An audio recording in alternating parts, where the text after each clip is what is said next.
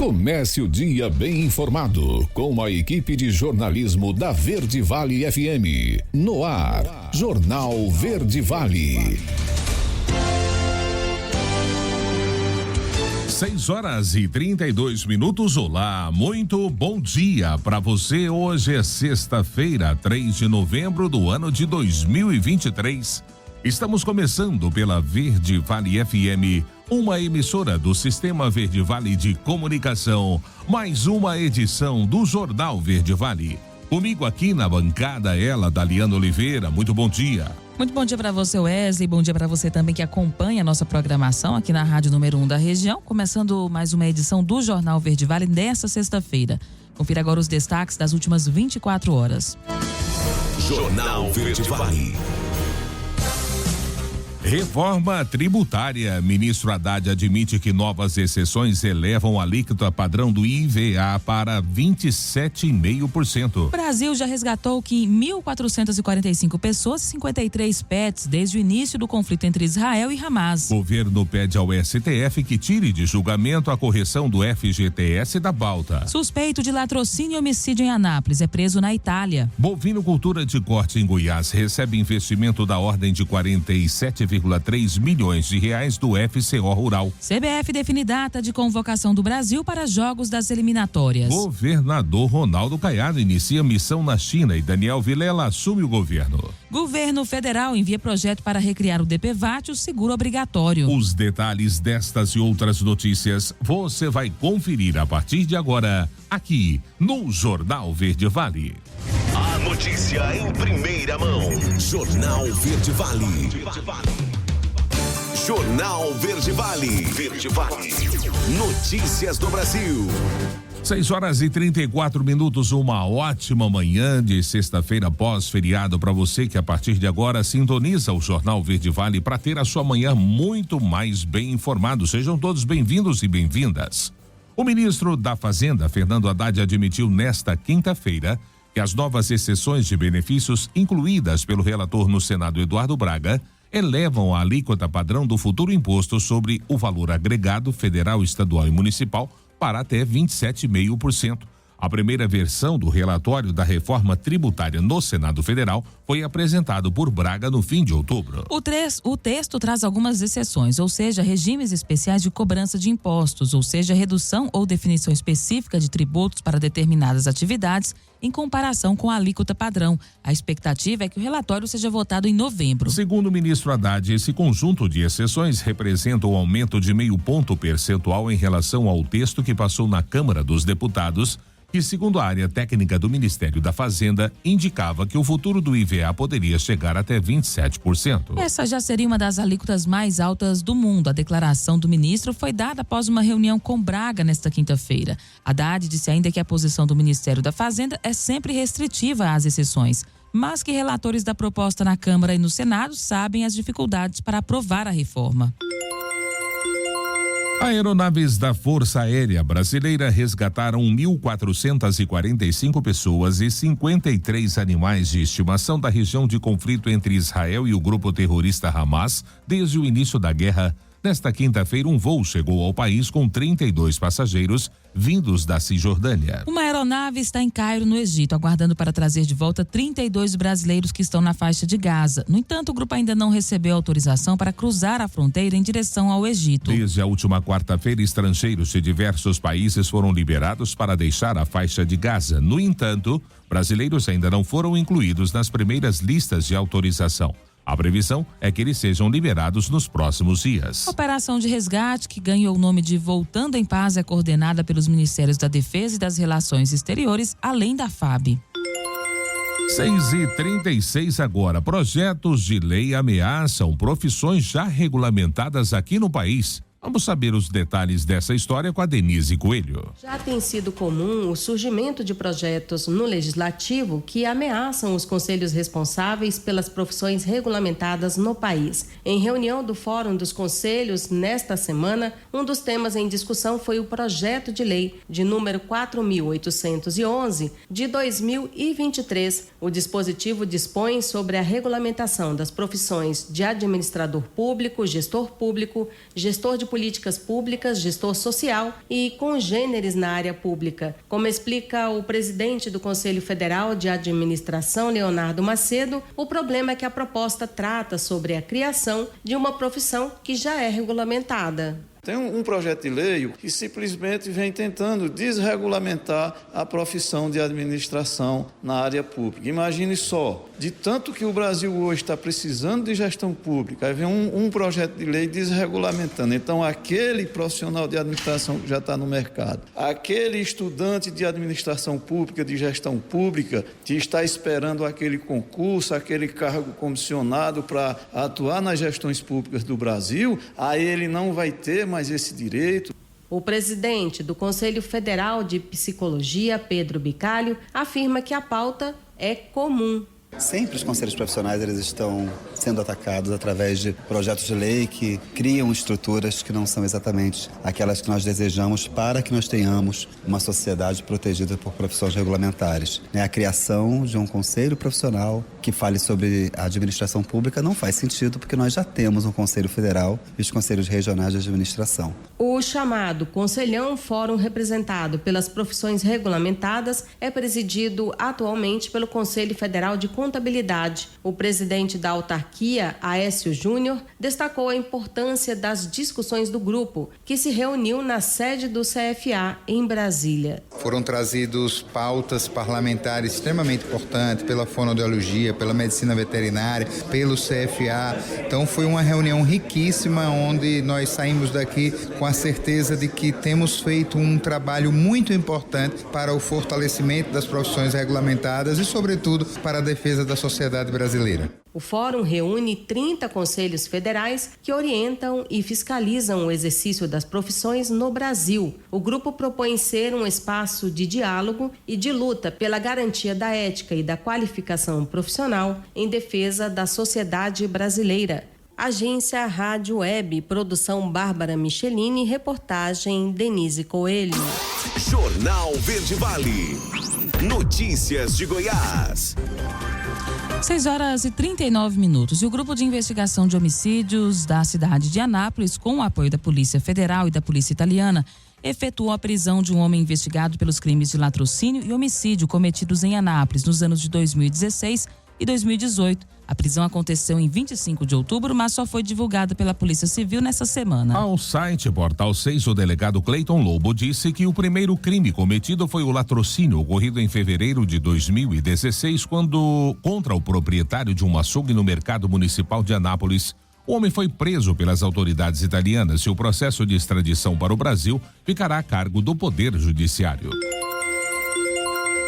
E o governador Ronaldo Caiado iniciou nesta quarta-feira a missão comercial de Goiás na China. A expectativa é de oficializar a instalação de pelo menos 2 grandes empresas chinesas no estado, além de parcerias nas áreas da mineração, educação, pesquisa e cultura. Com essa viagem ao exterior, Daniel Vilela assume interinamente o comando do governo estadual pela 4ª vez somente este ano. A agenda do governador e comitiva, composta por 50 pessoas na China, inclui visitas a multinacionais, universidades e reuniões com lideranças políticas e econômicas daquele país. Goiás cresce no mesmo ritmo que a China, por isso temos de buscar investimentos estrangeiros que sejam capazes de construir resultados da magnitude que o nosso estado merece, é o que afirmou Caiado. A comitiva estará hoje em Xangai em visita ao Centro de Exposições de Planejamento Urbano da cidade e na sede da mineradora CMOC, que estuda investimentos da ordem de 3 bilhões de reais na região de Catalão e Ouvidor. No dia 7, visitam a sede da Clint Power, com a perspectiva de oficializar a instalação da empresa em Tumbiara.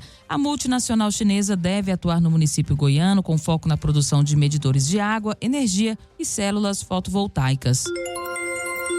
6h41, gestores de Goiás podem pedir recursos do PAC somente até o dia 10 de novembro. Vamos ver os detalhes com o Bruno Moreira. Gestores do estado e dos municípios de Goiás têm até o dia 10 de novembro para solicitar recursos ao governo federal por meio do novo PAC Saúde. As propostas devem ser encaminhadas pela plataforma TransfereGov.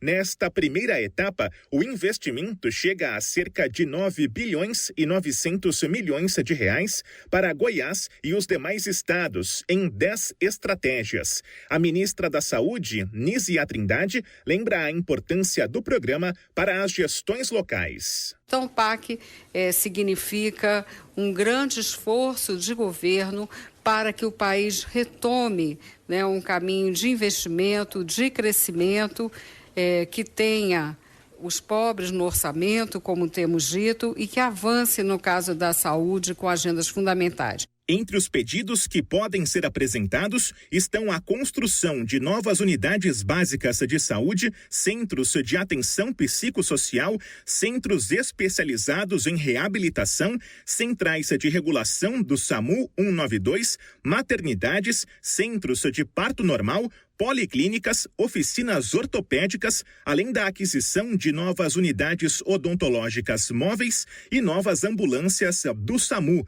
O prazo para inscrever a proposta nessa primeira etapa da seleção termina no próximo dia 10. Mais informações estão disponíveis no site do Ministério da Saúde, gov.br/saúde. Agência Rádio Web. Produção e reportagem, Bruno Moreira. Jornal Verde Vale. Esportes. 6h43 agora. E o Corinthians está sendo investigado pela Polícia Civil do Estado de São Paulo por conta de uma suposta lavagem de dinheiro. A reportagem da Gazeta entrou em contato com o departamento jurídico do clube, que classifica as denúncias feitas como falsas. Segundo a apuração do site UOL, o Ministério Público recebeu 3 denúncias distintas do anonimato e em diferentes datas. Os investigados são Duílio Monteiro Alves, o presidente do clube, André Sanches, ex-presidente, André Luiz de Oliveira, conselheiro e candidato da situação à eleição presidencial de novembro, Manuel Ramos Evangelista, conselheiro, e Fernando Garcia, empresário. Ainda segundo reportagem do UOL, o inquérito da polícia vai verificar se os citados se apropriaram de recursos financeiros do Corinthians para fins particulares e se divulgaram informações confidenciais com terceiros. Uma das denúncias que a polícia teve acesso acusa o clube de transações financeiras fraudulentas envolvendo atletas, contratações e patrocínios. As denúncias de lavagem de dinheiro surgem 23 dias antes da eleição presidencial do clube. André Luiz de Oliveira, mais conhecido como André Negão, concorre pela situação, enquanto Augusto Melo é o nome da oposição. A tendência é que a disputa pelo pleito seja acirrada e disputada como há muito tempo não se via no Parque São Jorge. E o técnico Fernando Diniz vai anunciar nesta próxima segunda-feira, às 14 horas, na sede da Confederação Brasileira de Futebol, a CBF, no Rio de Janeiro, a lista dos jogadores convocados para os 2 próximos jogos da seleção brasileira nas eliminatórias para a Copa do Mundo de 2026. O Brasil vai enfrentar a Colômbia em Barranquilha no dia 16 às 21 horas, de Brasília. Na sequência, o rival será a Argentina no dia 21 às 21h30 no Maracanã, no Rio. Essas 2 partidas vão encerrar o calendário da seleção no ano. O Brasil está na 3ª colocação das eliminatórias com 7 pontos, ao lado de Uruguai e Venezuela. O time de Diniz estreou com goleada sobre a Bolívia por 5-1 no Mangueirão em Belém e depois em Lima bateu o Peru por 1-0. Na última data FIFA, o Brasil não foi bem. Empatou por 1-1 com os venezuelanos em Cuiabá e depois acabou derrotado pelos uruguaios em Montevidéu. Os 6 primeiros colocados nas eliminatórias garantem vaga na Copa do Mundo de 2026, enquanto o 7º colocado disputa a repescagem. 6h45 e o Botafogo levou uma virada épica do Palmeiras em um jogo de grandes polêmicas. Quem vai falar sobre elas é Daniela Esperon. O jogo mais decisivo da rodada deste meio de semana era, sem dúvida, Palmeiras e Botafogo. O duelo queria dizer muito sobre a reta final do campeonato. E como não poderia deixar de ser, foi um jogo com muita emoção. O Alvinegro abriu 3-0 no estádio Newton Santos, mas o Verdão correu atrás e depois de uma expulsão do zagueiro Adrielson, conseguiu uma virada 4-3. O detalhe é que o artilheiro do Brasileirão, Tiquinho Soares, ainda perdeu um pênalti. Não foi uma virada qualquer, foi com polêmica, principalmente em cima da expulsão do jogador do Bota. Tanto que depois do apito final, o presidente da SAF do Clube Carioca bateu boca com Abel Ferreira e ainda cobrou uma renúncia do presidente da CBF, Edinaldo Rodrigues, alegando que o clube foi roubado. Sobre este bate-boca com John Textor, Abel Ferreira disse que já está resolvido e ainda aproveitou para elogiar o mandatário.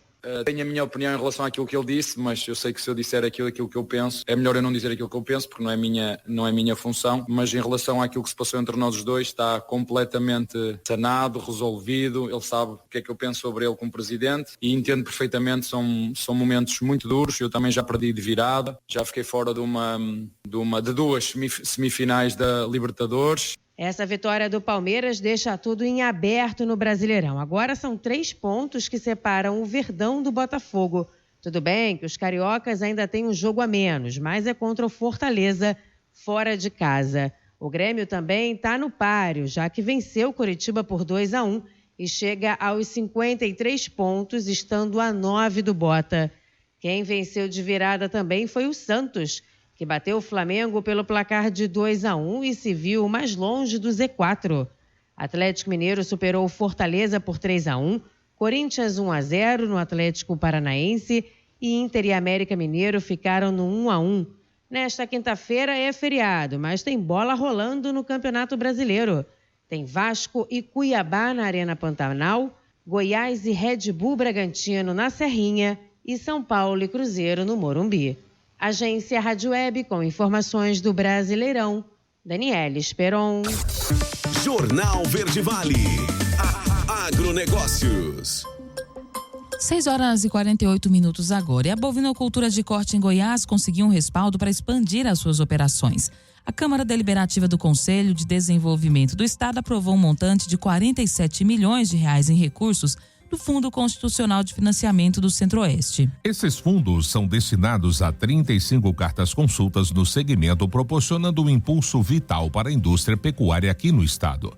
As propostas abrangem uma variedade de investimentos, incluindo matrizes e reprodutores, maquinaria, desenvolvimento de pastagens e outros elementos essenciais para a bovinocultura. Além disso, esses investimentos vão resultar na criação de 47 empregos diretos em 26 municípios goianos, fortalecendo a economia local. Na reunião de número 394 da Câmara Deliberativa, um total de 61 cartas-consulta foram deferidas para o FCO Rural. Além da bovinocultura de corte, outros setores agrícolas também foram beneficiados, como a produção de grão, soja e milho, cana-de-açúcar e bovinocultura de leite. O valor total aprovado ultrapassou R$81,3 milhões.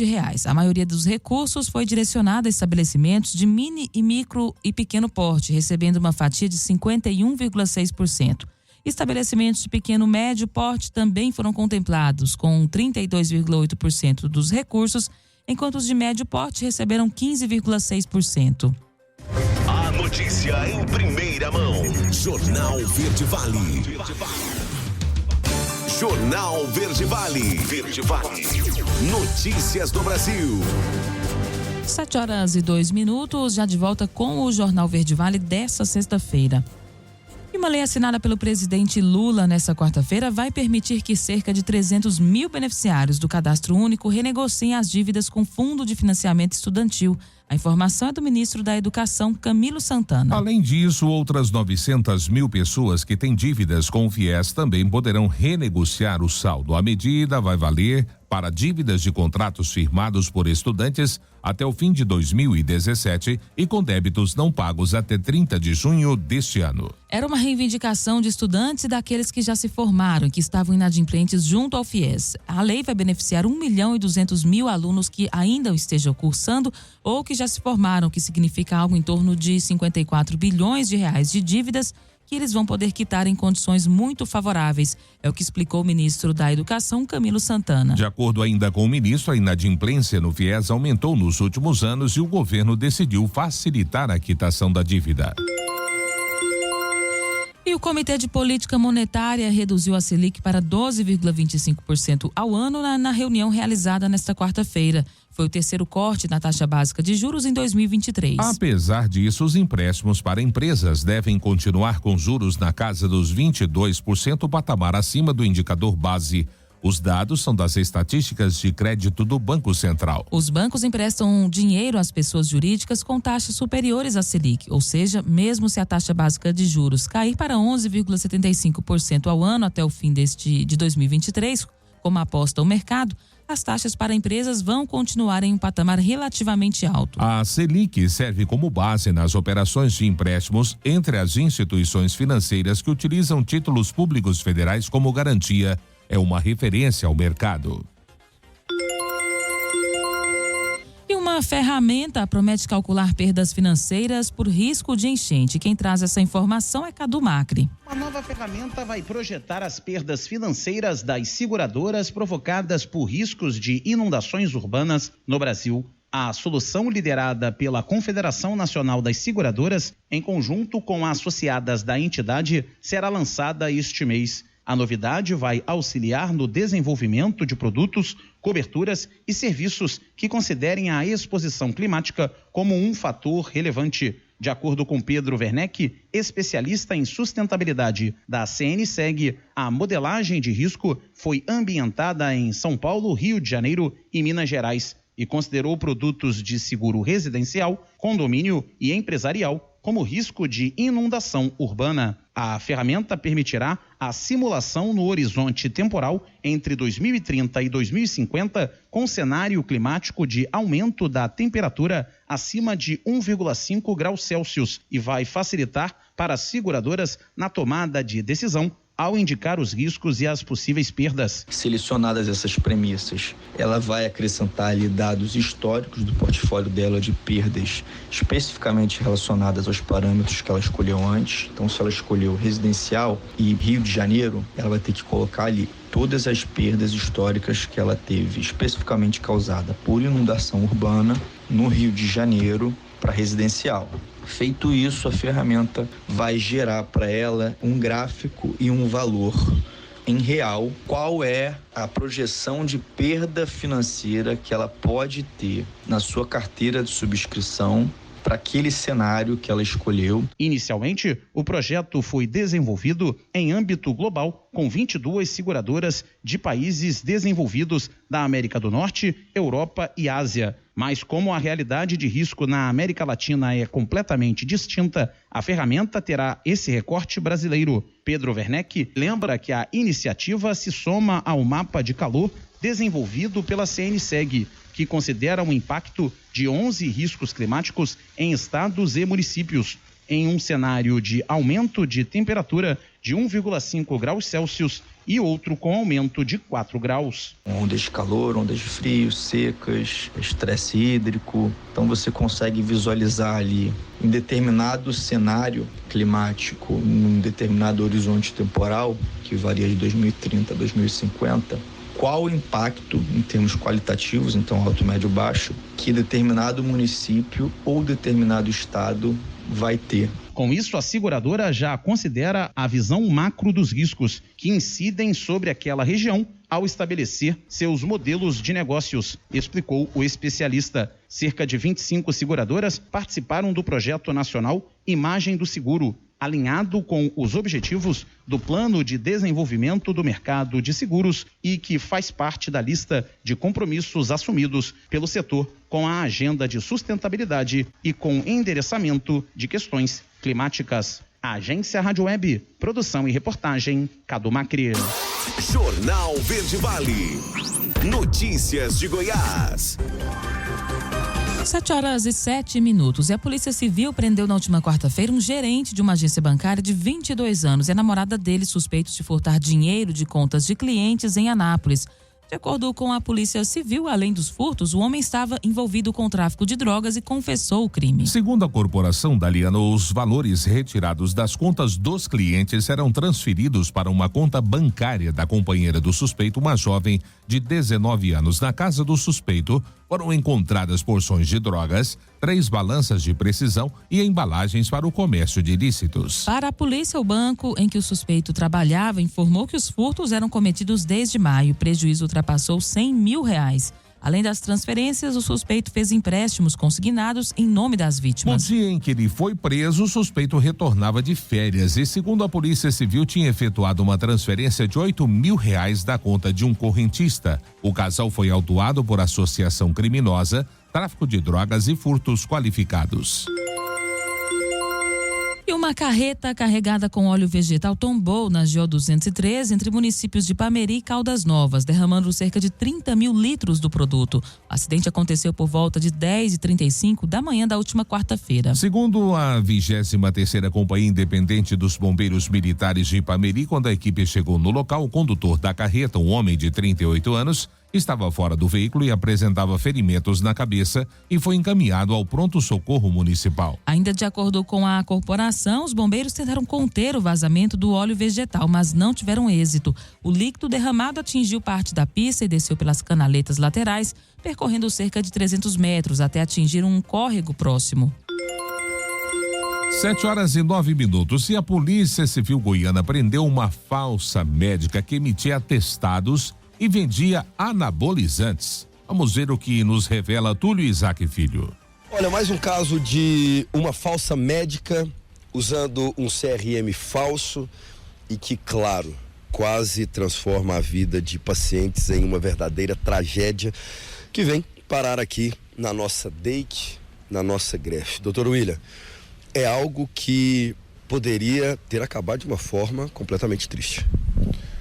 Bom, nós não podemos nem dizer se o final dessa história será ou não triste, até porque a imagem dela está sendo veiculada com o devido fim público de identificar possíveis pacientes que tenham obtido algum dissabor nos procedimentos, ou alguma lesão corporal ou algo nesse sentido. Então, a investigação prosseguirá para que possamos identificar, sim, essas pessoas que já estão sendo identificadas, inclusive. O que aconteceu? Como é que foi todo o início dessa história? Como é que ela trabalhava?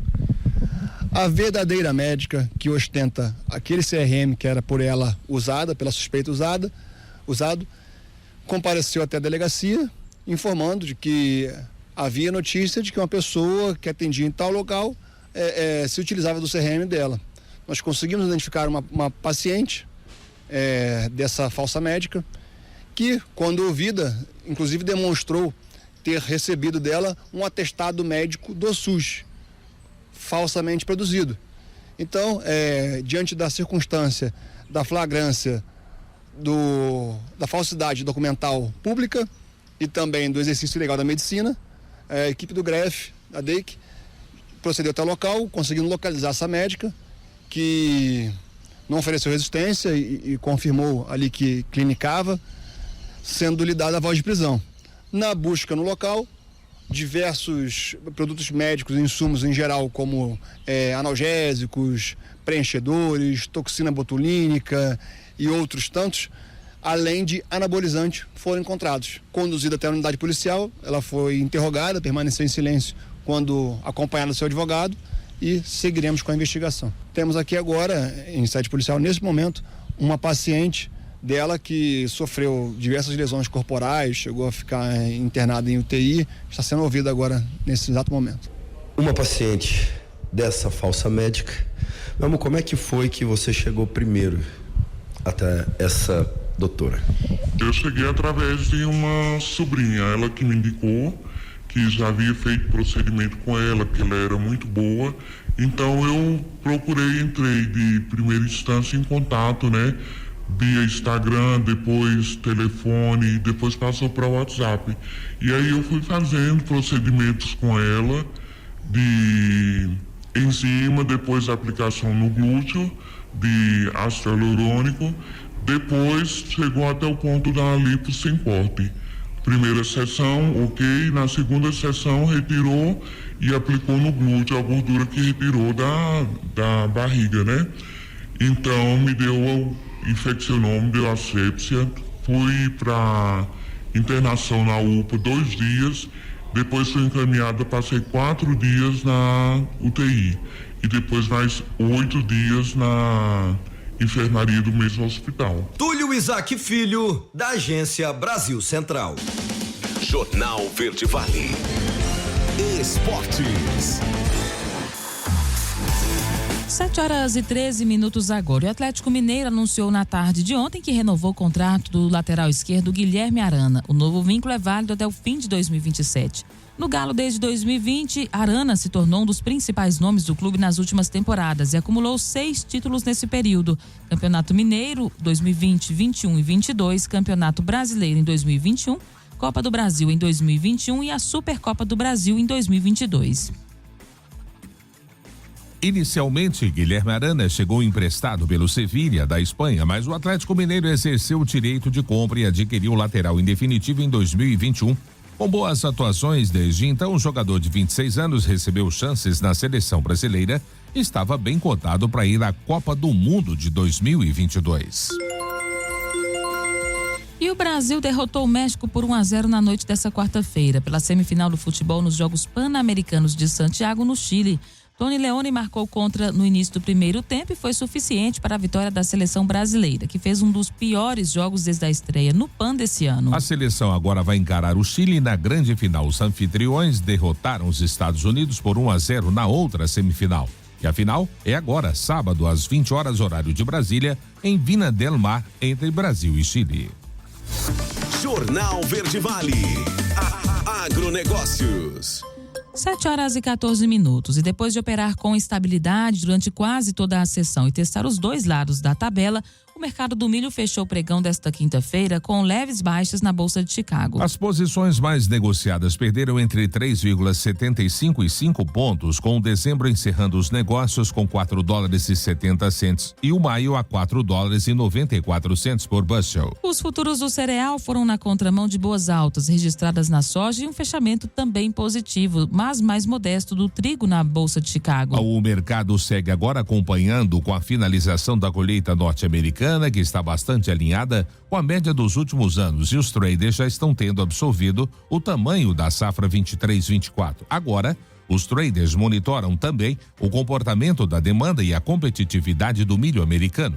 Na sessão anterior, os preços fecharam em suas mínimas em 33 meses, sentindo a pressão principalmente do financeiro bastante avesso ao risco. Jornal Verde Vale. Verde Vale. Notícias do Brasil. 7h16. Novembro azul. Até 2025, a estimativa é de que apareçam 71.730 novos casos de câncer de próstata por ano. A matéria é de Lívia Azevedo. O número de pessoas com câncer de próstata no Brasil ainda preocupa. A estimativa é que até 2025 apareçam 71.730 novos casos por ano. A doença é a segunda causa de morte por câncer no público masculino, atrás apenas dos tumores de pele não melanoma. Os dados são do Instituto Nacional de Câncer, o INCA. A médica oncologista clínica e membro do Comitê de Tumores Geniturinários da Sociedade Brasileira de Oncologia Clínica, Mariane Souza Fontes Dias, diz que é importante que as pessoas estejam informadas sobre os riscos e sobre a possibilidade de ter um tratamento adequado. Câncer, quando é diagnosticado de uma maneira precoce, ele está diretamente, ele está relacionado com altas taxas de cura. Então, a essa estratégia de rastreamento e prevenção de uma maneira mais eficaz. Sem dúvida, essa adesão ela vai acabar salvando vidas. Na opinião de Mariane Souza, a prevenção ainda é a melhor forma de evitar ou, pelo menos, reduzir as chances de um tratamento mais severo. Ela diz que hoje a Sociedade Brasileira de Urologia preconiza o rastreamento para a população a partir dos 50 anos. Também tem populações de risco, pacientes com história familiar, pacientes pacientes afrodescendentes que podem iniciar esse rastreamento em torno dos 45 anos. Esse é o caso do jornalista Arthur Filho. Ele conta que muitos homens da sua família têm histórico de hipoplasia benigna, uma condição que faz a próstata crescer. Por conta disso, faz acompanhamento desde cedo, preocupado com o aparecimento de um câncer de próstata. Como os homens da minha família têm a hiperplasia benigna, que não é a cancerígena, aquela que faz a próstata crescer, já há muitos anos eu tenho procurado urologistas, para poder fazer os exames. Sempre fazendo o exame de imagem, o do sangue, do PSA e também aquele de toque.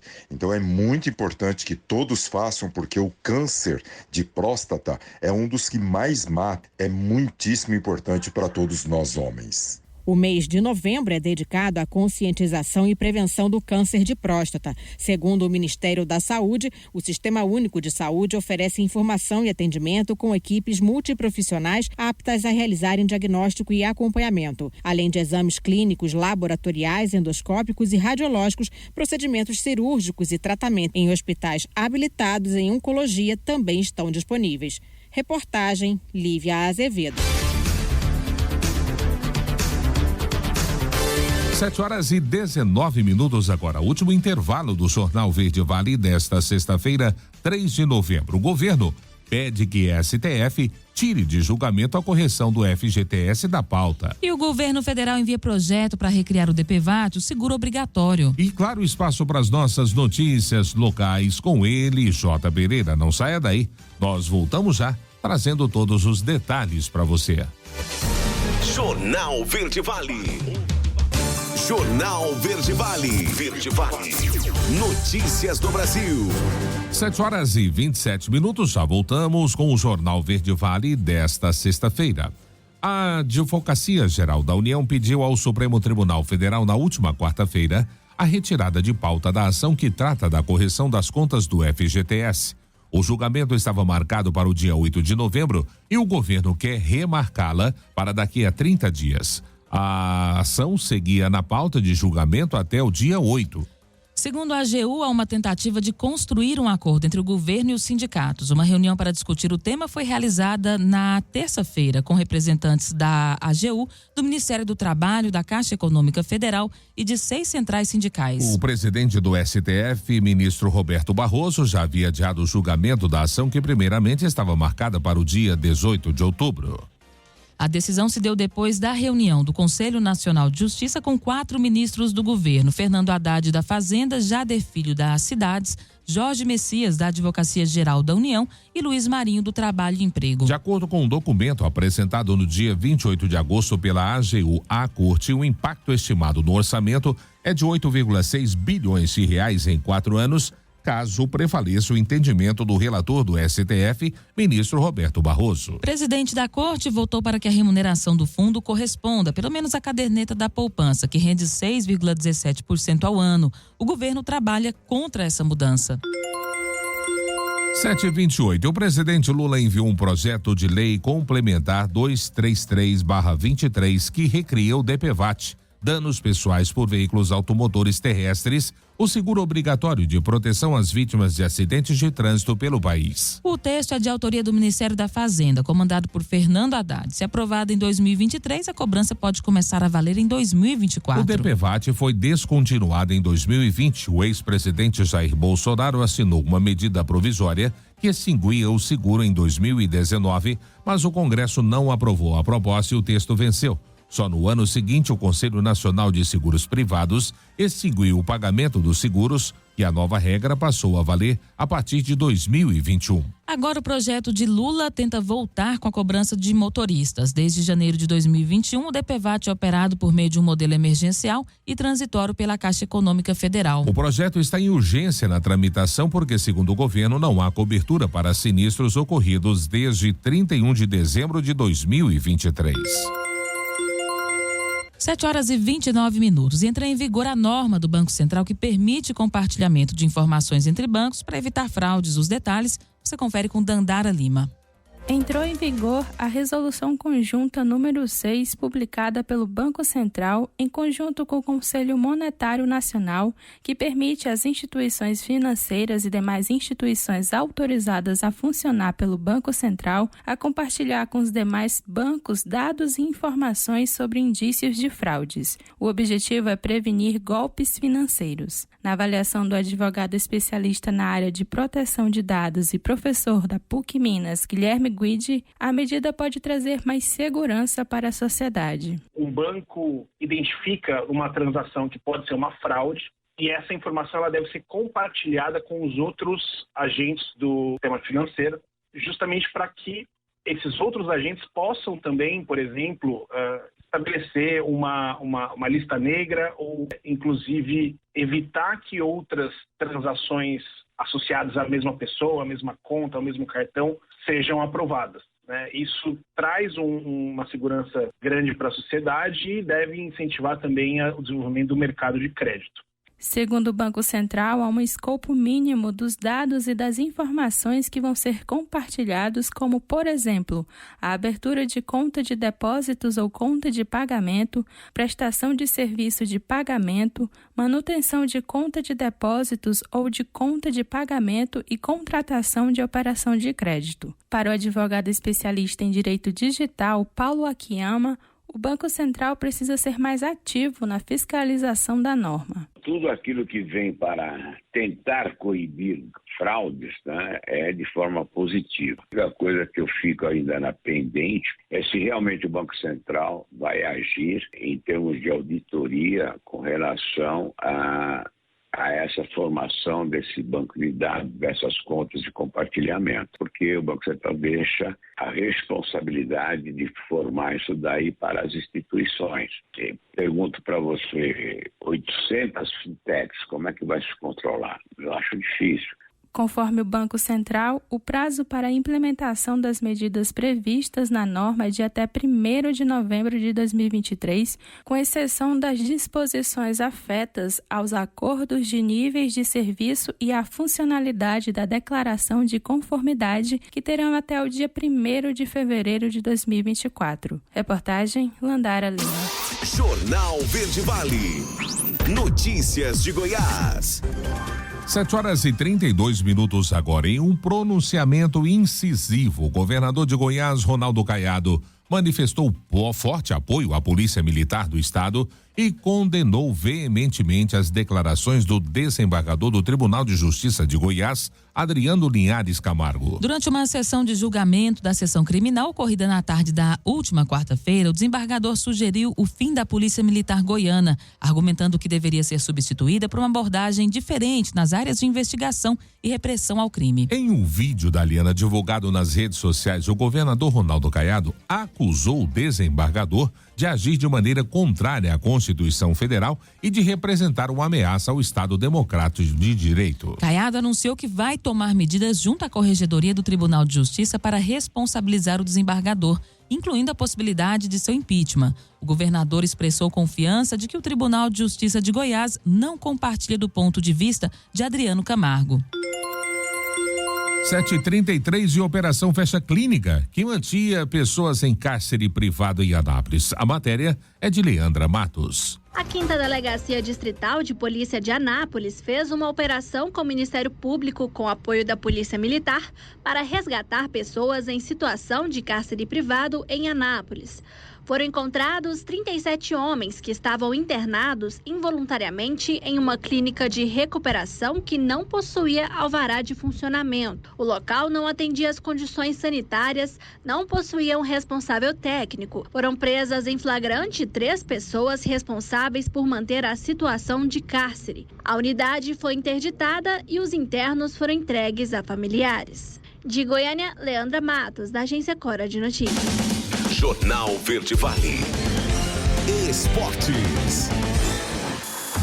7h34. E o último GP de São Paulo foi marcado não apenas pela única vitória da Mercedes na Fórmula 1 2022, mas também por uma briga pública entre os pilotos da RBR, Max Verstappen e Sérgio Pérez.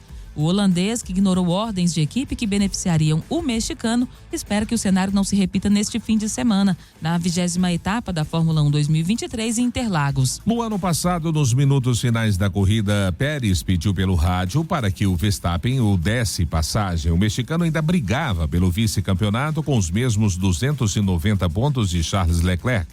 Max ignorou a solicitação da equipe e também reclamou da insistência. Checo, por sua vez, alegou que o companheiro, enfim, havia mostrado quem ele é. A Fórmula 1 2023 segue para o GP de São Paulo neste fim de semana, entre os dias 3 e 5 de novembro. A etapa terá a última de 6 corridas sprint do ano.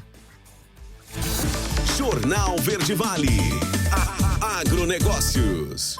7h35. E o Brasil pode fechar 2023 exportando 104 milhões de toneladas de soja, de acordo com projeção da Pátria Agronegócios. E caso esse número se confirme, os estoques finais brasileiros da oleaginosa poderão registrar em um de seus menores níveis em 5 anos, ao fim de janeiro, na conclusão do ano comercial, próximos de 4 milhões de toneladas. Com esse cenário, 2 pontos importantes estarão alinhados para o começo do próximo ano, sendo um deles os estoques remanescentes bastante ajustados, confirmando uma demanda bastante intensa pelo produto brasileiro, que acontece também no atual momento, se dando em um mesmo momento em que a nova oferta da soja do país pode atrasar a sua chegada. O atraso no plantio por conta das adversidades climáticas, em especial para o estado mato-grossense, dificultou o estabelecimento das lavouras e inviabilizaram boa parte de áreas semeadas, tem exigido o replantio e, consequentemente, deverão resultar no atraso da colheita. A Verde Vale apresentou Jornal Verde Vale.